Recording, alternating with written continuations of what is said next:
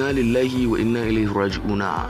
Idan ka kasance wato shi kai ainihin masoyin wato ainihin wannan shiri mai suna a duniya ne, to ya kamata ka dan tsaya ka dan saurari wannan abu, wato wani kalubale da yake faruwa a game da wannan shiri mai suna a duniya, wanda shine sanadiyar dakatar da wato shi ainihin wannan shiri mai suna a duniya.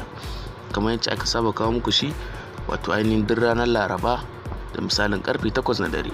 Sai dai kuma wannan Laraba kun bincika a duniya kashi na 61 ba ku samu wato shi ainihin wannan shirin ba. To tun a baya a duniya kashi na 53 akwai wani dan kalubale da ya faru, inda a na 53 yaron malam yana binciken barayi, wato yaran da ake zargin su sun yi sata, wato sun sata wa amaryar malam kudinta inda take cikiya, ya ake binciken almajiran. A ciki aka kira wani wanda ake ce Shehu Inyas. To kuma wannan abun shine kungiyar Tijjaniya suka a'a wannan abu bai dace ba, ya za a kira wato ainihin shi Shehu Tijjani a matsayin a kamanta shi kuma a cikin barawo. To wannan ba ladabi bane, bai dace ba. To a nan ne dai su kuma suka ce to gaskiya ba za su bari ba, dole su yi karan wannan abu.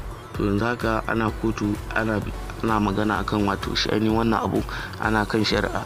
To in dai abu yayi daidai za a ci gaba da haska muku wato shi ainihin wannan shiri mai suna a duniya, amma ta hanyar mana subscribing kadai shine za ku samu wato shi ainihin ci gaban wannan shiri mai suna a duniya da zarar mun ci gaba da sako muku shi. To mun gode ku ci gaba da bibiyar mu, za ku ci gaba da nishadantuwa da mu.